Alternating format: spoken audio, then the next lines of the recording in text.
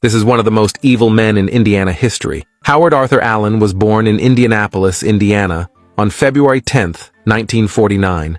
He had 8 siblings, and they grew up in a poor area where a single mother supported them.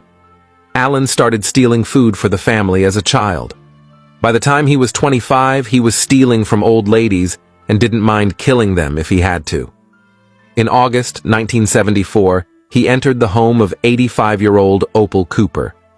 He intended to burglarize her, but he got violent and ended up beating her to death. Oddly, he wasn't convicted of murder. He was convicted of voluntary manslaughter. He was sentenced to 2 to 21 years in prison. He was released on parole in 1985 after serving 11 years. Prison didn't rehabilitate him, and on May 18, 1987, he broke into a 73-year-old woman's home and beat her up. Luckily, she survived the attack.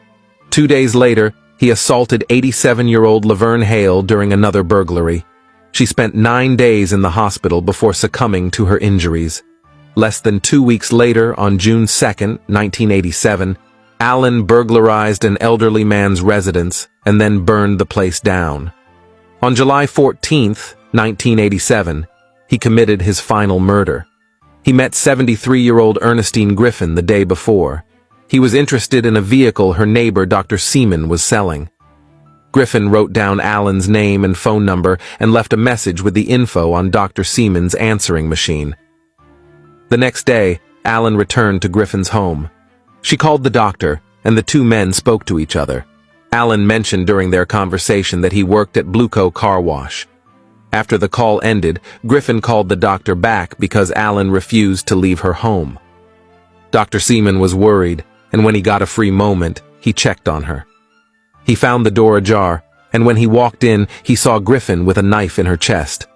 Allen had stabbed her and beat her with a toaster. He got away with a camera and 3 $5 bills. Detectives found the note with Allen's name and phone number, and Dr. Seaman told them where Allen worked. Investigators went to Blueco Car Wash later that day and picked him up.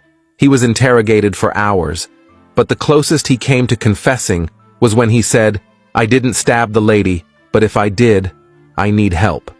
Later, authorities learned that Allen had given a camera to one of his co-workers on the day of the murder and asked them to put it in a locker.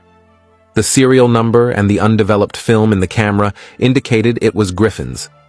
On August 4, 1987, the maniac was indicted for 2 of the burglaries and 1 of the murders. Soon, he was linked to all the attacks I previously talked about and 11 other attacks on elderly people.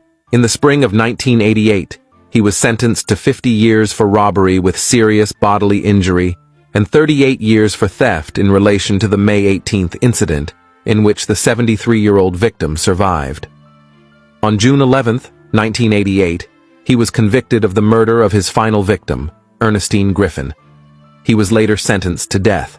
After serving 33 years, he died in prison on June 5, 2020, at the age of 71.